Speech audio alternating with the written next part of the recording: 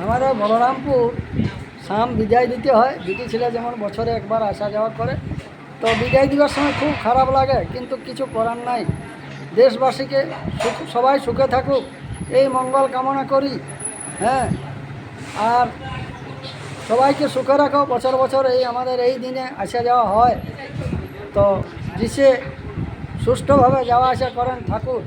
আমাদের ভূতমণি ধান বিরিকলাই হয়েছে, সেই শাম আমাদের, কিন্তু কিছু করার নাই, বিদায় দিতেই হবে। ওরাও এই দিনে বিদায় দেয়, আমাদেরকেও দিতে হচ্ছে। ওরা রাত্রে প্রচুর লোক আসে, আমাদের তাও অত আসে নাই, 300 350 যায়। কিন্তু আমাদের একটাই অনুরোধ, যে ওরা কোনো ঝুট ঝামেলা না করে, এইটাই আমি ফেসবুকে ছাড়ছি। সবাই সুষ্ঠুভাবে বিকাল তক এসে পৌঁছুক, এইটাই আমি মঙ্গল কামনা করি। এখানে এখনও পর্যন্ত দামোদর পৌঁছে নাই, আমি শাক জল নিয়ে রেডি আছি।